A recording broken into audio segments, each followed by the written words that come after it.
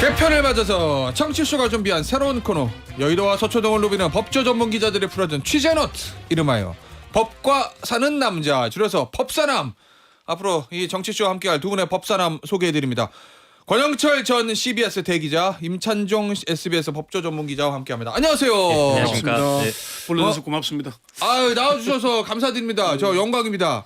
참고로 말씀드리면은 저 청취자분들의 이해를 돕기 위해서 임찬종 기자는 저랑 워낙 방송을 오래 많이 같이 했었고, 저 우리 권영철 대기자님은 제가 처음 뵙는 분인데, 예전에 제가 패널로 날리던 시절이 있었습니다. 예, 뭐 종편을 그냥 아주 휩쓸던 시절이 있었어요. 예, 그 종편과 SBS를. 그때 제가 이 법조 이슈가 생기면 가장 많이 보는 자료 두 개가 우리 권영철 대기자님이 노컷 뉴스에 쓰셨던 거, 그거하고 우리 임찬종 기자님의 요 취재 파일이다. 여러분들은 어마어마한 두 분의 전현직 기자님들과 함께하고 계시다라는 말씀을 드리면서, 그런데 저희 제작진이 원고에 써줬어요. 저는 시키는 건 다 읽어요. 영화 왕과 사는 남자가 600만 관객을 넘어섰다는데 두 분께 600만 조회수를 기도해도 될까요? 라고 원고에 있어서 제가 읽어요. 어쩌라는 걸까요? 600만 조회수. 예? 어쩌라는 거예요? 우리 보고 지금. 예. 어쨌든 앵커가 더 열심히 잘 해야 될 것 같습니다. 아, 그렇습니까? 예. 제가 열심히 하면 600만이 될 수가 있다. 조회수. 한번 터트려 봅니다, 그냥. 예. 첫날부터. 알겠습니다. 가보죠. 오늘 그 얘기 할 건데, 윤석열 전 대통령 1심 판결. 지난주에 이제 그 1심 판결 관련해서 직위원 재판부가 내린 이제 쟁점별 판단, 이걸 누가 뭐 당연히 모든 재판의 결과에 대해서는 뭐 찬반 양론이 있을 수 있겠죠. 반응들이 좀 있는데, 먼저 지난 1심 판결 주요 내용부터 좀 다시 들어보고 이야기를 나눠보겠습니다.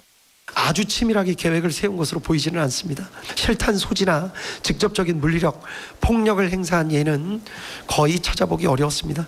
대부분의 계획이 실패로 돌아갔고, 이 사건 범행 이전에 아무런 범죄 전력이 없고 장기간 공무원으로 봉직해왔으며 현재 65세의 비교적 고령입니다.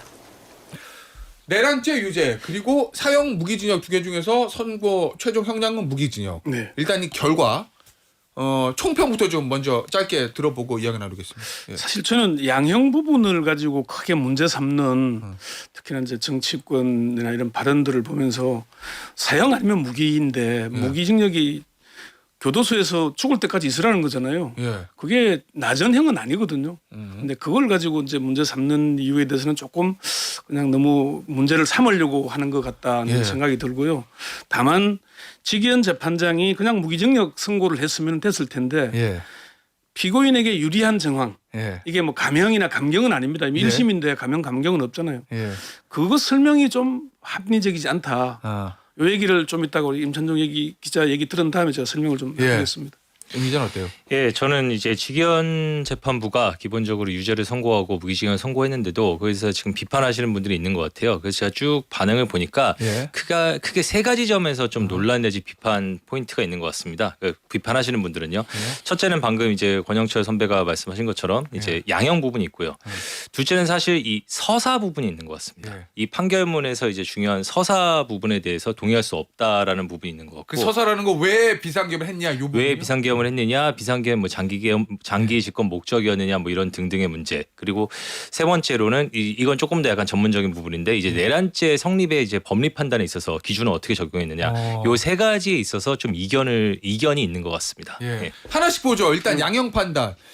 이 양형 판단 보니까 직위원 부장판사는 좀 예를 들면 큰 피해가 나지 않았다.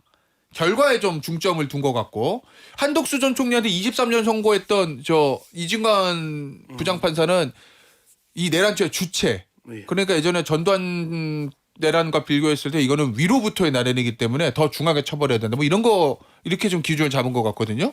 그 기준이 그런데 일단은 좀 많은 사람들이 직위원 재판을 비판하는 비판의 목소리가 높은데 이유는 이거 같아요. 직위원 재판장이 윤석열 피고인이 치밀한 계획이 아니었다는 얘기를 했잖아요. 근데 이거는 어떻게 보느냐에 따라서 이제 이게 그 형사 재판은 어쨌건 증거에 입각해서 입증이 돼야 유죄를 하는 것이고, 우리 언론의 시각에서는 합리적 의심이 들면은 충분히 보도하고 비판할 수 예, 있는 맞아요. 있게 되거든요. 예. 그런데 이 사람이 얼마나 치밀한 사람이냐면은 사실은 윤석열 전 대통령이요? 이 대목을 우리가 잘 봐야 되는데 예. 우선 인사를 통해서 예. 첫 번째가 이제 대통령실을 용산으로 옮기는 거잖아요. 예. 옮기는 이유가 사실 납득이 안 가잖아요. 무속이라고 얘기를 하지만은 예. 군 세력군 안에 들어가는 거잖아요. 어. 군과 함께 하는 겁니다. 병력과. 예. 병력을 직접 군 통수권자니까 군대 가까이 가겠다는 건지는 모르겠지만은 그 예. 의도에서부터 출발한다. 재판장이 그 직연재판부의 판결문도 범죄 사실 이유의 첫 번째가 바로 그걸 설명하고 있습니다. 예. 그러니까 그 직연재판장이 판결하면서 얘기했던 설명 자료와 판결문의 시작이 달라요. 설명 자료의 첫 번째는 야당의 책임론을 들고 나옵니다. 예. 직연재판장이 야당의 책임 때문에 이렇게 했을 것이라 하는데 예. 판결문의 첫 번째는 그걸 인용 이게 아마 그 어. 특검이 공소 사실에 들어가 있는 내용일 텐데 그걸 맨 먼저 설치를 하고 있습니다.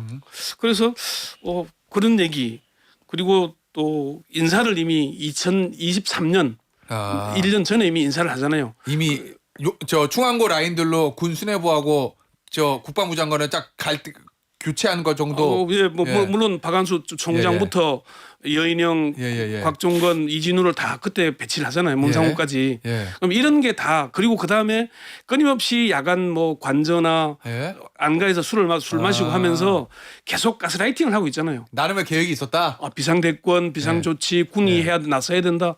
이런 얘기가 맥락이 이어지는 거거든요. 아. 그 부분을 너무 쉽게 봤다는 거 하나고요. 또 하나는 그 65세가 비교적 고령이라고 얘기를 하잖아요. 예. 근데 지금 우리가 대법관 정년이 70세입니다. 좀 말이 안 되는 얘기를 꺼내고 있는 거고 그러면 지금 그 우리 조희대 대법원장은 내년이 나이 정년인데 예. 70세가 우리 나이 70세잖아요. 이런 분들은 어떻게 해야 되는 겁니까? 그럼 무기징역을 사형과 무기징역에서 형종을 선택할 때 무기징역을 선택한 거 그 결과보다 그 이유들을 설치하면서 뭐 고령, 뭐 초범, 뭐 공무원을 오래 봉직 이런 거를 갖다 붙인 게 조금 오해를 살만했다 이런 말씀이시네요. 그렇죠. 무기징역을 때리면은 예. 그냥 죽을 때까지 교도소에 있으라는 거니까 예. 자기 형이 높은 형이잖아요. 물론 뭐 무기와 사형밖에 없긴 합니다만은 예. 그런데도 비판을 많이 받는 이유는 예. 왜 굳이 그런 이유를 붙여서 가느냐.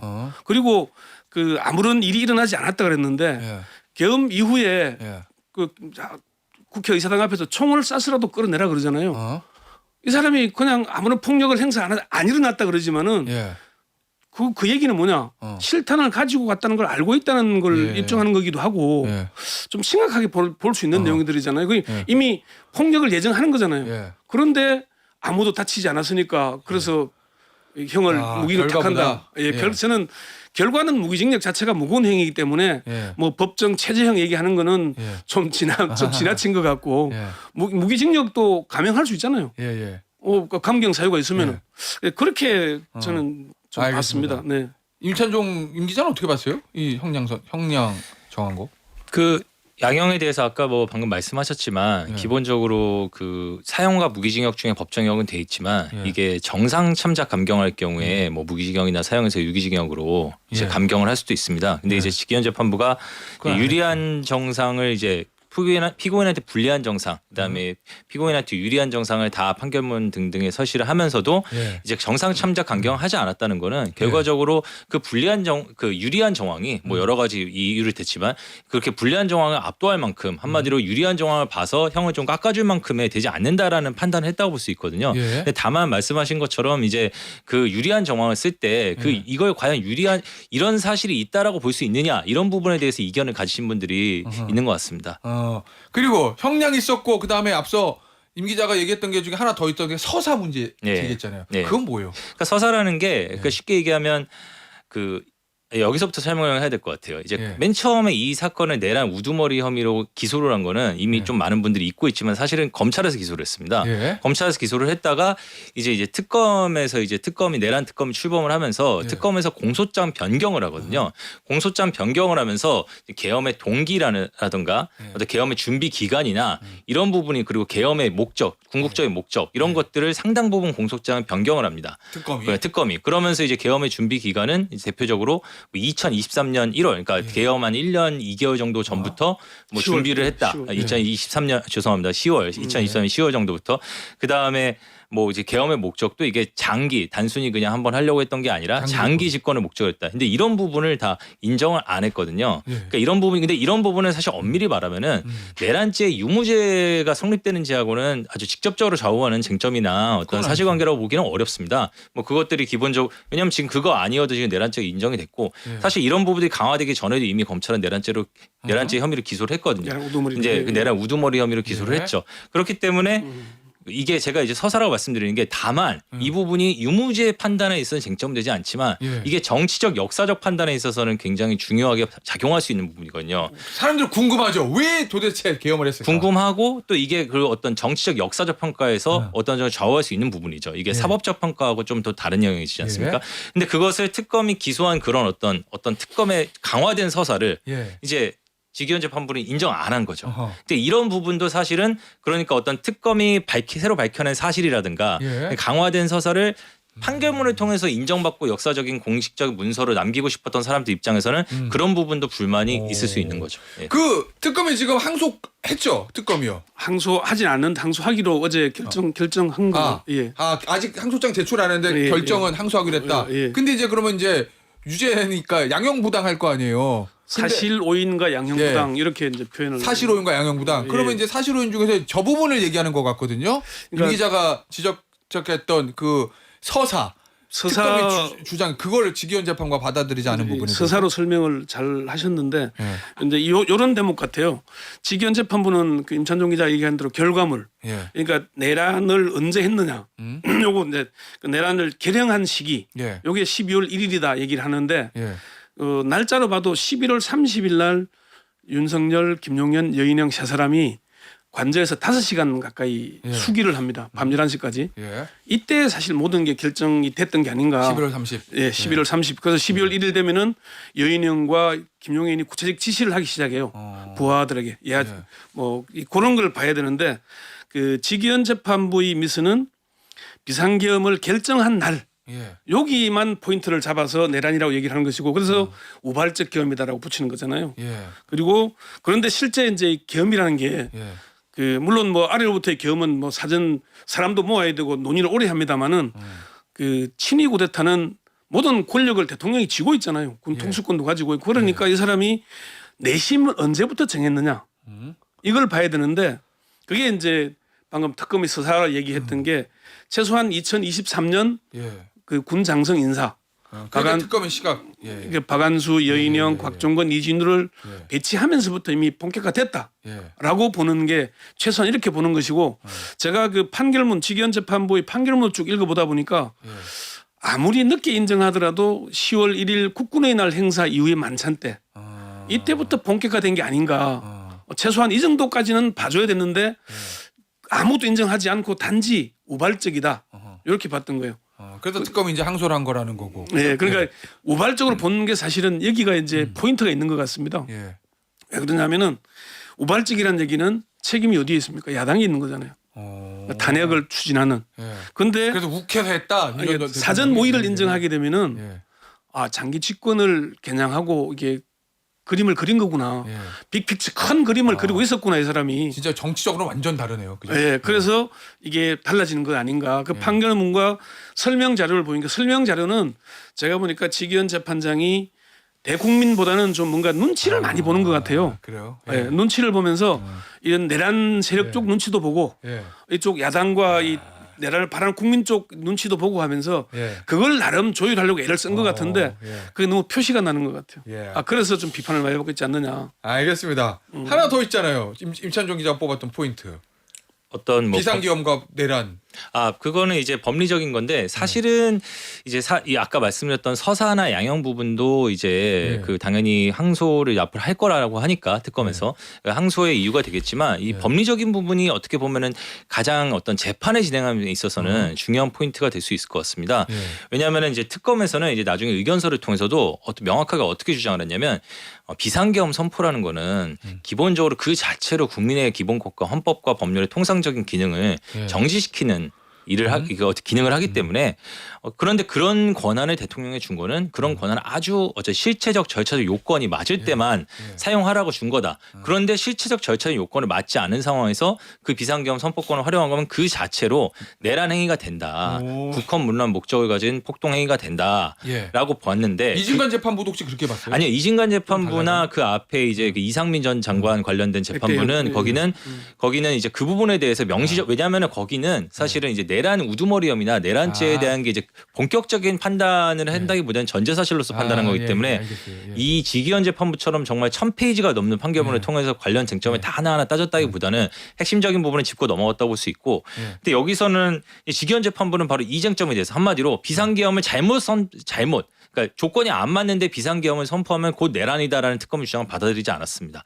대신에 비상계엄이 조건에 안 맞는데 비상계엄을 선포하더라도 그 목적이 어떤 국헌문란 목적 이걸 좀 더 이제 지기현 재판부가 핵심적으로 특히 어떤 부분이냐면은 그러니까 비상계엄 선포를 통해서도 행사할 수 없는 실력 행사를 한 이 경우에는 국회를 제압하려고 한 이런 목적이 인정될 경우에만 조건에 안 맞는 비상계엄이 내란죄가 성립된다라고 해서 조금 더 엄격하게 본 거죠. 그러니까 좁게 비상기업이 절차적 요건, 실체적 요건을 갖추지 못해서 불법이라고 하더라도 예. 그게 바로 내란으로 연결되는 건 아니다. 그러니까 불법인 것과 내란죄는 또 다른데 불법이라 하더라도 내란죄가 성립하기 위해서는 이제 국회를 제압한다든가 선관위를 제압한다는 것 같은 국헌문란 목적이 있어야 된다는 건데 근데 이게 왜 중요하냐면 이게 공범들에 대한 판단에 영향을 미칠 수 있습니다. 왜냐하면은 그 아까 기본적으로 그 지기현 재판부는 이렇게 좁게 판단했는데도 윤석열 전 대통령의 내란 우두머리 혐의에 대해서 유죄를 선고하지 않았습니까?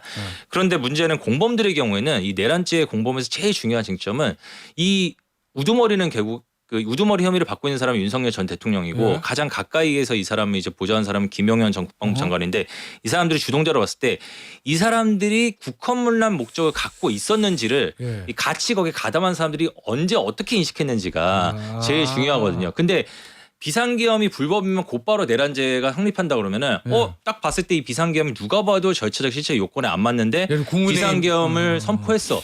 여기서부터 바로 내란죄가 된다고 하면은 그걸 인식한 사람은 한마디로 이거 누가 봐도 이상한데라고 했는데 가담한 사람은 바로 이제 국헌문란 목적을 고의를 한번 인식한 상태에서 가담을 했기 때문에 공범이 될 수 있는데 그게 아니라 국회 제압이라던가 선관위 제압까지 나아가야 이게 내란죄가 된다고 하면은 비상계엄은 분명히 위헌 위법인 건 맞는 것 같은데 나는 이런저런 일을 하다 보니까 국회에 군병력을 보내거나 선관위에 군병력을 보낸 것까지 미처 인식하지 못했어. 이런 사람들은 이제 내란죄에서 무죄가 될 수 있다는 거죠. 그렇구나. 실제로 이번에도 그래서 윤승영 전 경찰 간부 윤승영 씨라는 분이 무죄가 선고됐는데 바로 이런 논리로 무죄가 선고됐습니다. 그러니까 그게 어떻게 보면 사족 같기도 해요. 사실은 그 위헌 위법한 그걸 하면은 불법은 맞는데 그래서 그거는 지기현 재판장 설명대로 하자면은 탄핵을 통해서 징치하면 되는 것이지 형사적 처벌까지는 갈 사안은 아니다라고 하면서 본인은 국헌문란 내란이라고 집합범 다 인정했잖아요. 그러니까 인정할 거면서 그 사족을 왜 붙였는지에 대한 게 방금 임찬종 기자 설명대로 몇 명을 혹시 이제 박성재 장관이나 이런 사람들에 대한 판결에 영향이 있을지 그런 부분들까지 염두에 둔 건지는 모르겠는데 어찌 보면 사족인데 논란을 일으키는 사족을 단 거예요. 그래서 그게 그 장동혁 대표가 얘기한 뭔가의 의미심장한 뭐죠? 그 희한한 얘기했던데. 그 관련해서 한 가지만 더 확신이 추가하자면 없는 판결에 양심의 떨림이 느끼고요. 그건 이제 나중에 그분이 왜 그렇게 얘기하시는지 제가 정확히 모르겠는데 제가 한 가지만 추가로 더 말씀드리면 이게 지금까지 언론이나 이런 데 많이 안 나왔더라고요. 제가 판결문을 자세히 읽어보니까 언론사 단전단수에 대해서 이게 어떤 국헌문란 목적의 행위라는 점에 대해서 명확하게 판결문에서 지기현 재판부 판단을 안 했습니다. 그러니까 예를 들어서 이상민 전 장관 같은 판결문 같은 경우를 보면은 당연히 이상민 전 장관의 가장 중요한 어떻게 보면 범죄 혐의 행위가 언론사 단전단수로 지시한 거고 그것이 이제 국헌문란 목적이 인정된다고 당연히 판단했는데 이 지기현 재판부에서는 예를 들어서 윤석열 전 대통령의 국헌문란 목적 고의를 판단하는 판결문 부분과 또 이제 언론사 단전단수와 관련이 있는 조지호 전 경찰청장의 어떤 국헌문란 목적 고의를 인식했는지 고의가 있었는지 여부를 판단하는 부분을 보면은 국회라든가 선관위와 관련된 부분은 여러 분 계속 구체적으로 판단을 하지만 언론사 단전단수 관련해서는 쟁점 판단 안 합니다. 근데 이게 두 가지 가능성이 있는 게 하나는 지기현 재판부가 국회하고 선관위가 중요하고 이것만 가지고도 내란죄가 충분히 인정되기 때문에 굳이 우리 사건에서 이상민 전 장관이 껴있는 게 아니니까 굳이 뭐. 언론사 단전 단수까지 판단 안 했다라고 해석할 수도 있고 예. 두 번째로는 언론사 단전 단수는 이제 그 언론사는 이제 헌법에 의해 설치된 국가기관이 아니지 않습니까? 근데 여기서는 지금 국헌문란 목적을 이제 국가기관을 대상으로 하니까. 예, 그러니까 국헌문란 목적 조금 법리적인 설명을 드리면은 국헌문란 목적에 두 가지가 있거든요. 예. 하나는 헌법이나 법률의 기능을 소멸시키려고 한 것. 예. 그 두 번째로는 헌법에 의해 설치된 국가기관의 기능을 상당 기간 정지시키려고 한 것. 예. 근데 이제 직위원 재판부는 두 번째만 지금 가지고서 유죄를 선고했단 말이에요. 근데 언론사는 헌법에 의해 설치된 국가기관이 아니니까 이 두 번째만 가지고 봤을 때는 이 첫 번째하고는 좀 궤가 안 맞단 말입니다. 그래서 언론사 단전 단수를 뺀 거 아니냐. 근데 그런 의심도 할 수 있는데 어쨌든 저는 판결문을 읽으면서 굉장히 인상적이었던 부분 중에 하나가 언론사 단전 단수와 국헌문란 목적의 고의에 대해서는 관계를 판단을 아예 언급을 안 했구나. 이거는 그래요? 왜 그랬을까 이런 생각이 좀 들었습니다. 아니 권영재 대기자 보셨을 때는 이 정치권 반응 말고 예. 취재해 보셨을 거 아니에요. 예. 법조계 서초동의 이 판결에 대한 반응들은 어떻던가요? 다른 일선 부장이나 제일 궁금한 건 이진관 부장이나 그 백 부장이 어떻게 생각하고 있는지 그게 궁금하긴 한데. 뭐 그렇게 구체적으로 직접적으로 물어보지는 못했고요. 이제 다른 판사들 출신들이나 판사들 의견들은 예. 그냥 양형에 대해서는 뭐 그 정도를 다 예상했다는 예. 이 반응들이긴 합니다만은 무기징역. 예, 다만은 아까 말씀드렸던 그런 내용들 예. 지금 굳이 그 우리나라 사례도 많은데 예. 영국의 찰스 황제를 끌어온 거라든지 예. 너무 지나치게 현학적으로 나가면서 시각을 다른 데 돌리려 하는 거 아닌가. 해외 사례 판결문을 보면은 외국 사례들을 되게 많이 인용을 해놨어요. 예, 뭐 대만 원법 얘기 나오고. 대만뿐만 아니라 영국, 프랑스 모은 거 다 끌어와서 설명을 다 하고 있어요. 예. 그런 것들을 보면서 좀 뭔가 좀 그 집중 예. 핵심적인 부분을 자꾸 빠져나가려 한 거 아닌가. 이런 거. 그러니까 아까 말씀드린 제가 눈치를 너무 많이 보는 것 같다. 예. 이쪽 저쪽 양쪽 눈치를 다 보는 것 같다. 그 사람의 성향이 그리고 재판 진행하는 처음 시작하는 것도 내란 우두머리에 대한 엄중한 판단인데 이제 뭐 시작합니다. 예. 좀 뭔가 좀 무게감이 좀 그래요? 떨어지는 듯한 그런 느낌들을 많이 받는다는 얘기들을 내부에서도 좀 합니다. 그래요. 임찬용 기자는 저 그 부분은 취재 좀 해보셨어요? 이 반응들이나. 사실 판사들이 다른 잘 얘기 안 판사들 하긴 재판에서 하죠. 얘기를 잘 안 하고요. 예. 그리고 이게 지금 항소심까지 가 있기 때문에 예. 이런저런 얘기 안 하는데 뭐 방금 권영철 선배가 말씀하신 것 같은 반응을 보이는 법조인들도 있고요. 예. 근데 저는 개인적으로 그런 생각은 들더라고요. 이게 직위원 재판부가 이게 생중계가 되지 않습니까? 예. 그러니까 선고 공판에서 낭독한 내용과 나중에 설명 자료로 배포한 내용과 그다음 실제로 판결문에 써져 있는 내용이 상당히 온도차가 난다라는 생각은 좀 들었습니다. 그러니까 이제 예를 들어 대표적인 게 예. 선고문을 낭독할 때 내란 비상계엄 선포는 사법심사의 대상이 아니다 이런 부분을 강조를 해서 그 이후에 보도도 그렇고 여러 전문가들도 이게 통치행위론 그러니까 통치행위는 사법심사가의 대상이 되지 않는다라는 걸 받아들인 거 아니냐 예. 이렇게 오해를 불러일으키는 부분이 있는데 예. 실제로 설명자료도 그렇고 판결문에 더 명확한데 판결문을 다 판단을 합니다. 아 그래요? 그게 다 판단을 해요. 위헌 위법이라는 것도 비상계엄 판단을 하고. 예. 그러니까 이게 상당히 어떻게 이제 굳이 말하자면 선고 워딩이 가장 뭐랄까 피고인 쪽은 좀 유화적으로 나가고 설명 자료는 그거보다 조금 네. 덜 유화적이고 판결문은 오히려 그거보다 좀 엄격하게 나간 거 아닌가. 그러니까 약간 그런 느낌이 들더라고요. 세 개를 다 보니까. 알겠습니다. 법사남. 오늘 첫 시간이었는데 유익했어요. 600만 조회수 찍을 수 있을 것 같아요. 오늘 첫 시간 법사남 여기서 마무리합니다. 임찬종 기자, 권영철 기자였어요. 감사합니다.